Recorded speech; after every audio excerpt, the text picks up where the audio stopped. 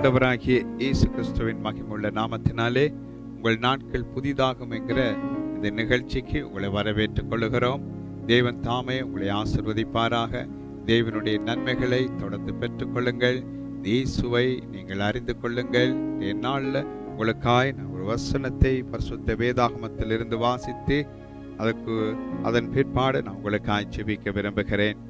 நீதிமொழிகள் 25வது அதிகாரம் 28வது வசனம் சொல்லுகிறது, தன் ஆவியை அடக்காத மனுஷன் மதிலிடிந்த பாழான பட்டணம் போல் இருக்கிறான் என்று. தன் ஆவியை அடக்காத மனுஷன் மதிலிடிந்த பாழான பட்டணம் போல் இருக்கிறானா. தன் ஆவி என்பது ஒரு மனுஷனுடைய மனதை குறிக்கிறது. தன் மனதை அடக்காதவன் மதில் இடிந்த ஒரு பாழான பட்டணம் போல இருக்கிறானா. இந்த பட்டணம் என்னதுன்னு சொன்னா உங்களுடைய வாழ்க்கை, உங்களோட குடும்பம் அல்லது தனிப்பட்ட உங்களுடைய வாழ்க்கை. இந்த பட்டணம் மதில் இருக்கிறது. அந்த பட்டணத்துக்கு ஒரு பாதுகாப்பு காய். ஆகவே அந்த மதில் உள்ள அந்த பட்டணம் பாதுகாப்பானது. அதற்குள்ளே உங்களுடைய எல்லா நன்மைகளும் இருக்கிறது என்று வைத்துக் கொள்ளுங்கள். இதோ தன் ஆவியை, அதாவது தன் மனதை அடக்காத மனுஷன் மதில் இடிந்த பாழான பட்டணம் போல இருப்பானா. அதாவது உங்களுடைய வாயின் வார்த்தைகள் அடக்க முடியாவிட்டால், உங்களுடைய கோபத்தை அடக்க முடியாமல் விட்டால், உங்களுடைய கொந்தளிப்புகளை அடக்க முடியாமல் நீங்க மனம் பதறி பேசினால், அல்லது உங்களுடைய கோபத்தை அது குறிக்கிறது. கோபத்திலே நீங்கள் அடக்க முடியாம காரியங்களை செய்கிற ஒரு நபராய் இருப்பீர்களானால் உங்களுடைய வாழ்க்கை எப்படி இருக்கும் என்று தான் வேதவசனம் சொல்லுகிறது. அதை அடக்க முடியாவிட்டா, அந்த மனதில் வருகிற அந்த கோபத்தை கண்ட்ரோல் பண்ண முடியாத போனா மதில் இடிஞ்ச பாழான ஒரு பட்டணம் போல உங்களோட வாழ்க்கை இருக்குமா. உங்களோட வாழ்க்கையில ஏன் இன்றைக்கு பிரச்சனை, ஏன் இவ்வளவு கஷ்டம், நன்மை இல்லை, தீமை அல்லது போராட்டம் என்று நீங்க சொல்லுவதற்கு காரணம், இன்னும் ஒரு ஆளை நீங்க குற்றப்படுத்தினது போதும். உங்களுடைய கோபம் உங்களுடைய வாழ்க்கையை அழிக்கிறது. அது எப்படி அழிக்கிறது என்று சொன்னால், ஒரு பட்டணத்துக்கு இருக்கிற முதலாவது உங்களுடைய வாழ்க்கையை சுற்றி ஒரு பாதுகாப்பு மதிலை யார் உடைக்கிறதுண்டா, உங்களால் அடக்க முடியாம போற பிரச்சனைகள், உங்களால் அடக்க முடியாம போற கோபத்தை நிமித்தம் அது உடைகிறது. முதலாவது மதில் உடைகிறது. இரண்டாவது இந்த மதில் தான் உங்களோட வாழ்க்கைக்கான பாதுகாப்பா இருந்துச்சு. இப்பொழுது ஆசீர்வாதமாய் இருந்த பட்டணம் போல ஆசீர்வாதமாய் இருந்த குடும்ப வாழ்க்கை, ஆசீர்வாதமாய் இருந்த உங்களோட தனிப்பட்ட வாழ்க்கையானது இப்பொழுது என்ன செய்யறதுன்னா, மதில் இடிந்து விழுந்ததுனாலே அந்த ஆசீர்வாதமான அந்த பகுதி அவ்வளவும் பாழாய் போய் விடுகிறது. முந்தி நான் இவ்வளவு நல்லா இருந்தேன், இப்படி இருந்தேன், என்னுடைய கோபம் என்னால் அடக்க முடியாம போயிட்டு, அதனால எல்லாவற்றையும் நான் இழந்து விட்டேனே, எல்லாம் என்னை விட்டு போய்விட்டதே, அப்படி இப்படி என்று சொல்லி நீங்க நாள்ல புலம்பலாம். வேதம் சொல்லுகிறது, தன் மனதை அடக்கிறவன், அதாவது தன் ஆவியை அடக்காத மனுஷன் மதிலிடிந்த பாழான பட்டணம் போல இருப்பான். ஒரு சிட்டி பாழடைந்தது போல இருக்குமா உங்களோட வாழ்க்கை. உங்களோட வாழ்க்கையில ஒரு நன்மையும் இல்லை, ஒரு ஆசீர்வாதமும் இல்லை. காரணம் உங்களுடைய கோபம் அப்படி செய்து விடுகிறது. ஆம் பிரியமானவர்களே, உங்களோட வாழ்க்கையில ஆண்டவர் ஒரு சந்தர்ப்பத்தை தருகிறார். இந்த கோபத்தை உங்களால் அடக்க முடியல, கோபத்தை கட்டுப்பாட்டுக்குள்ள வைத்திருந்தா உங்களோட வாழ்க்கை எப்படி இருக்கும் என்று அடுத்த பக்கம் இந்த வசனத்தை மாற்றி பாருங்கள். எப்படி யோசித்து பாருங்கள். தன் ஆவியை அடக்கிற மனுஷன் மதிலுள்ள ஆசீர்வாதமான பட்டணம் போல இருப்பான் என்றெல்லாம் பொருள் வரும். ஆகவே உங்களோட கோபத்தை அடக்க முடியாம அது கட்டுமீறி போனதுக்கு காரணம் என்னவென்றால், இயேசு உங்களோட வாழ்க்கையில இல்லை. ஆண்டவராகிய இயேசு கிறிஸ்து உங்களோட வாழ்க்கையில இருப்பாரானால் அவர் உங்களோட கோபத்தை கட்டுப்படுத்த கூடியவரா இருப்பாரு. ஆகவே ஒரு காட்டுல பாருங்க, ஒரு மிருகத்தை பாருங்க, ஆக்களை கண்டோன்னு அது வேகமா ஓடும், அதை பிடித்து அடக்க உங்களால முடியாது. அதே போல உங்களோட வாழ்க்கை இருக்கலாம். வாய்க்கு வந்தபடி நீங்க பேசுற ஒரு நபரா இருக்கலாம். சூழ்நிலைகள் சந்தர்ப்பங்களை பார்க்காதபடி மனதில் படுற எல்லாவற்றையும் வெளியில சொல்லி விடுவீங்க. இவைகள் உங்களோட வாழ்க்கையை பாழாக்கி விடும், உங்களோட வாழ்க்கையை சீரழித்து விடும். ஆகவே அநேகத்தை நீங்க இழந்து போனதுக்கு காரணம் அப்படி. நீங்க ஒரு வேலையிடத்துல போய் ஒரு வேலைக்கு சேர்றீங்கன்னு வைங்க, அந்த இடத்திலே அந்த முதலாளி உங்களுக்கு சொன்ன ஒரு காரியத்தை செய்ய முடியாம உங்களுக்கு ஒரு கோபம் வருகிறது, உங்களால் அடக்க முடியல. அப்பொழுது அந்த வேலையை விட்டுட்டு வர்றீங்க. இப்படி இப்படி இப்படி பல இடங்களுக்கு போக இதே கோபம் தொடர்ந்து வருகிறது. வர வர வர அந்த இடத்திலேயும் நீங்க ஏதோ ஒரு பிரச்சனையை உண்டு பண்ணி உங்களால் அடக்க முடியாமல் அந்த கோபத்திலே கத்தி விட்டு நீங்க வந்து விடுவீர்கள். இதனால வருமானம் இல்லை, குடும்பத்தின் தேவைகள் சந்திக்க முடியவில்லை, குடும்பத்தின் காரியங்களை கைகூடி வர செய்ய முடியாதபடியான ஒரு நெருக்கடி உங்களோட வாழ்க்கையில வருகிறது இல்லையா?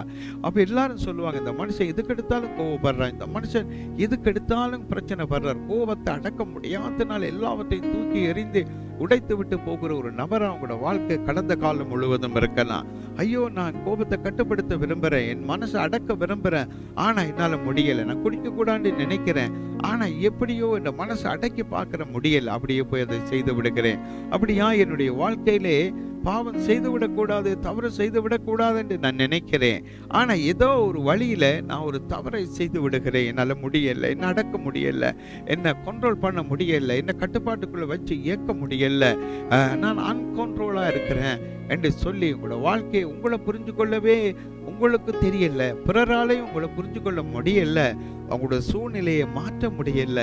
ஆனா இயேசு இல்லாதனால் உங்களோட வாழ்க்கை இப்படி இருந்துச்சு. நாள் ஆண்டவராகிய இயேசு கிறிஸ்துவை நாங்க உங்களுக்கு அறிவிக்கிறோம். இந்த இயேசு கிறிஸ்து ஆகிய தேவகுமாரன் 2000 ஆண்டுகளுக்கு முதல் இந்த பூமியிலே மனுஷனாய் வந்து அவதரித்து இந்த உலகத்திலே வாழ்ந்து உங்களுடைய பாவங்கள், சாபங்கள், வியாதிகள், உங்களுடைய துக்கங்கள், உங்களுடைய கோபங்கள் எல்லாவற்றையும் அவர் தன் சரீரத்திலே ஏற்றி சிலுவை மேல சுமந்து அவர் தீர்த்து அவர் மரித்து அடக்கம் பண்ணப்பட்டு மீண்டும் 3ஆம் நாள் உயிரோடு எழுந்தார். இன்றைக்கும் அவர் உயிரோடு இருக்கிறார். இன்றைக்கும் அவர் உயிரோடு இருக்கிறார். ஆகவே அவர் உங்களோட வாழ்க்கையில இருந்தா உங்களோட வாழ்க்கை இப்படி போயிருக்காதே. ஆகவே நீங்கள் அந்த இயேசுவை அறியாததுனால உங்களுடைய கோபங்களை அடக்க முடியாம போனதுனாலே உங்களுடைய குடும்ப வாழ்க்கை உடைஞ்சது, உங்களுடைய வேலைகளை இழந்தீங்க, உங்களுடைய வருமானத்தை இழந்தீங்க, உங்களுடைய நட்பு அல்லது நண்பர்களை இழந்தீங்க, சமுதாயத்திலே கூட நீங்க ஒதுக்கப்பட்ட ஒரு புறக்கணிக்கப்பட்ட ஒரு ஸ்தானத்துக்குள்ள தள்ளப்பட்டீங்க. அவ்வளவுக்கு காரணம் உங்களுடைய கோபம், உங்களோட மூர்க்கம், உங்களோட அடக்க முடியாத தன்மைகள். உங்களோட வாழ்க்கை மதிலடைந்த பாழான பட்டணம் போல எந்த பாதுகாப்பும் அற்ற, ஒரு ஆசீர்வாதமும் இல்லாத, ஒரு நன்மையும் இல்லாத ஒரு மனுஷனாய், ஒரு மனுஷியாய் உங்களை மாற்றி விட்டது இல்லையா? இவ வாழவே மாட்டா, இவளோட வாழ்க்கை இவளோட வாழ யாரும் ஒத்து வர மாட்டாங்க. ஏனண்டா இவ ஒரு வாயாடி, இவ ஒரு கோபக்காரி, இவ அடக்க மாட்டா தன்னை, இவ கண்ட பாட்டுக்கு பேசக்கூடிய ஒரு ஆள், இதன் நிமித்தம் பிறர் காயப்பட்டு போய்விடுவார்கள், ஆகவே இவர்களோடு ஐக்கியப்பட யாரும் இருக்க மாட்டார்கள் என்று சொல்லி பிறர் உங்களை குறித்து பேசலாம். ஆனா இந்த நாள்ல இந்த ஆண்டவராகிய இயேசு கிறிஸ்து உங்களோட வாழ்க்கையில வந்தார் என்று வைத்துக் கொள்ளுங்கள். அப்பொழுது உங்களோட வாழ்க்கை அற்புதமாய் மாறும், அதிசயமாய் மாறும். ஒரு முறை ஒரு காரியத்தை கேள்விப்பட்டேன். ஒரு தேசத்திலே ஒரு மனிதன் இருந்தார். அவர் ஒரு அரசாங்கத்திலே ஒரு ஆயுதங்களை இயக்குகிற ஒரு போலீஸ்காரராய் அவர் பணிபுரிந்தார் என்று வைத்துக் கொள்ளுங்கள். அவர் மிகவும் பலசாலியான ஒரு மனிதன், நல்ல திடகாத்திரமான ஒரு மனிதன், நல்ல பயிற்சிகளை பெற்ற ஒரு மனிதன். அவரோடு யாராவது ஏதாவது கதைத்தால் பேசினால் அவர் முதலாவது அவர்களை அடித்து விட்டுத்தான் திரும்ப கதைப்பார். அவருக்கு அவ்வளவு கோபம், யார் என்ன சொன்னால் டக்குன்னு அவருக்கு கோபம் வரும், அடித்து விடுவார். அவ்வளவு மோசமான ஒரு மனிதனாய் அவர் காணப்பட்டார். ஒரு முறை அவர் இந்த வாழ்க்கையில அவரால் வாழ முடியல. குடும்ப வாழ்க்கையிலே அவர் ஒரு இராணுவ வீரனை போல, ஒரு போலீஸ் அதிகாரியை போலவே நடந்து கொள்ளுவார். வாழ்க்கையில நண்பர்களோட அவருடைய அதிகாரங்களும் அவருடைய ஆளுகைகளும் கோபங்களும் தான் முன்னுக்கு இருக்கும். அதனால எல்லாரையும் விட்டு அவர் ஒதுங்க வேண்டிய, பிரிய வேண்டிய ஒரு சூழ்நிலை ஏற்பட்டது. இப்படி காலங்கள் கடந்து போனது. ஒரு முறை அவர் ஒரு வாகனத்திலே அவர் பிரயாணம் செய்து கொண்டிருந்தார். அப்பொழுது அநேகர் அந்த வாகனத்திலே, அந்த போக்குவரத்து பஸ்லே ஏறிக்கொண்டார்கள். அப்படி ஏறிக்கொண்டு இருந்த போது இட நெருக்கடி ஆகிவிட்டது. அப்பொழுது இந்த மனிதனும் அந்த கூட்டத்தில் ஒருவராய் நின்றார். அப்பொழுது பின்னுக்கு வந்தவர் இவரை அப்படி தள்ளிவிட்டு எனக்கு வழியை விடுங்கள் என்று சொல்லி தள்ளிவிட்டோன்னு அவர் திரும்பி பார்த்தார். அப்பொழுதுதான் இவருடைய முகம் தெரிந்தது. இவர் ஒரு மோசமான மனிதனாயிற்றே, அடக்க முடியாத மனிதனே, அடித்து நொறுக்கி விடுவாரே, கொன்று விடுவாரே, ஐயோ நான் தெரியாமல் சொல்லிவிட்டேன் என்று அந்த ஆள் பதறிக்கொண்டிருந்தார். அதே நேரத்தில் இந்த மனுஷன் திரும்பி வழியை விட்டு நீங்க போங்க என்று சொல்லி சொன்னார். பெரிய ஆச்சரியமா இருந்தது எல்லாருக்கும். இந்த ஊர்ல இருக்கிற இந்த மனுஷன் எப்படி இப்படி மாறினான் என்று சொல்லி ஆச்சரியப்பட்டு கேட்டார்கள். ஒரு நாள் ஆண்டவராகிய இயேசு கிறிஸ்துவை அவர் தன்னுடைய உள்ளத்திலே சொந்த தெய்வமாய் ஏற்றுக்கொண்டார். இயேசுவை அறிந்து கொண்டார். இயேசுக்கு தன் வாழ்க்கையை ஒப்புக் கொடுத்தார். அன்று முதல் அவரால் அடக்க முடியாமல் இருந்த அந்த கோபம், முரட்டு தன்மைகளும் அவரை விட்டு அப்படியே ஓடிவிட்டன. அவருக்குள்ள அன்பு, பொறுமை, சாந்தம், நிதானம் அவருடைய வாழ்க்கையில வந்தது. அன்று முதல் அவர் யாருக்கும் அடிக்க போவதில்லை, அவர் கோபப்படுவதில்லை. அவருடைய வாழ்க்கை முதல் தன் மனதை அடக்க முடியாதவன், மதிலிடிந்த பாழான பட்டணத்தை போல இருந்தது போல அவருடைய வாழ்க்கை இருந்தது. இப்பொழுது அவருடைய வாழ்க்கையில ஆண்டவராகிய இயேசு கிறிஸ்து பிரவேசித்ததுனால, அவரை தெய்வமாய் ஏற்றுக்கொண்டதுனால அவருடைய வாழ்க்கை தன் மனதை அடக்கிறவன் மதிலுள்ள ஆசீர்வாதமான பட்டணத்தை போல இருப்பான் என்பது போல அவருடைய வாழ்க்கை ஆசீர்வாதமாய் மாறிட்டு. பிரியமானவர்களே, உங்களுடைய வாழ்க்கை இன்றைய நாளிலே அப்படிப்பட்ட ஒரு ஆசீர்வாதமாய் மாறும்படியாய் நான் ஜெபிக்க போறேன். ஆனா ஒரே ஒரு காரியம், நீங்க இந்த ஆண்டவராகிய இயேசுவை உங்களோட உள்ளத்திலே சொந்த தெய்வமாய் ஏற்றுக்கொண்டால் மாத்திரம்தான் உங்களோட வாழ்க்கையில அடக்க முடியாம வருகிற பிரச்சனைகளை அடக்க முடியும். சகலத்தை அடக்கி கட்டுப்பாட்டுக்குள்ள கொண்டு வருகிறவர் ஆண்டவராகிய இயேசு கிறிஸ்து. அவரை உங்களோட உள்ளத்துல சொந்த தெய்வமாய் ஏற்று பாருங்கள். இதுவரை அடக்க முடியாம போய் எல்லாவற்றையும் இழந்த நீங்க எல்லாவற்றையும் திருப்பி கொண்ட ஆசீர்வதிக்கப்பட்ட ஒரு நபராய் மாறுவீங்க. இயேசு இல்லாதனால் அவங்களோட வாழ்க்கையில எல்லாம் அடக்க முடியாம அன்கொண்ட்ரோலாய் போய்விட்டது. இப்பொழுது இயேசு வர போகிறார் உங்களோட வாழ்க்கையில. அவர் சகலத்தை உங்களோட தன்னுடைய கட்டுப்பாட்டுக்குள்ளால உங்களோட வாழ்க்கையை நடத்த போகிறார். நான் இப்பொழுது உங்களுக்காக ஜெபிக்க போறேன். நீங்களும் என்னோடு இணைந்து ஜெபிங்க. அன்புள்ள பிதாவே, உம்முடைய குமாரன் இயேசுவின் நாமத்தினாலே ஜெபிக்கிறோம் அப்பா. ஆண்டவரே, இந்த இடத்துல உம்முடைய பிள்ளைகளுக்காய் நான் போதித்த இந்த வசனத்தை கேட்டு அவர்கள் இயேசுவை தங்களுடைய இருதயத்தில சொந்த தெய்வமாய் ஏற்றுக்கொள்ளும்படியாய் ஜெபிக்கிறேனப்பா. இதோ என்னோடு சேர்ந்து ஜெபிக்கிற இந்த பிள்ளைகளுடைய வாழ்க்கையில பிதாவே, உம்முடைய குமாரன் இயேசுவை அவர்கள் தங்களுடைய சொந்த தெய்வமாய் ஏற்றுக்கொள்ளுகிறார்கள். இயேசு அவர்களுக்குள்ளே பிரவேசிப்பாராக. இப்பொழுது அவங்களோட பாவங்களை மன்னிப்பாராக, அவங்களுக்கு விடுதலை தருவாராக. அவங்களுடைய எல்லா சுபாவங்களையும் இயேசு அடக்கி, கோபங்களை அடக்கி, மிஞ்சி கோபத்தை அடக்கிற தேவன் அப்படியாய் அடக்கி அவங்களோட வாழ்க்கையை மதிலுள்ள ஆசீர்வாதமான பட்டணம் போல என் தேவன் மாற்றி கொடுக்கும்படி ஜெபிக்கிறேன். அப்படியாய் செய்யுங்க ஆண்டவரே. நீங்க அப்படியாய் செய்கிறதுக்கு நன்றி.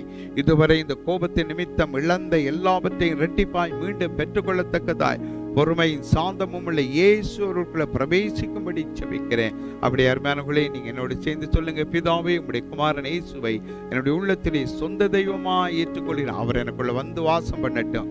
என்னுடைய எல்லா கோபங்களையும் அவர் அடக்கட்டும். என்னுடைய எல்லா முரட்டாட்டத்தையும் அவர் என்னை விட்டு எடுத்து போடட்டும்.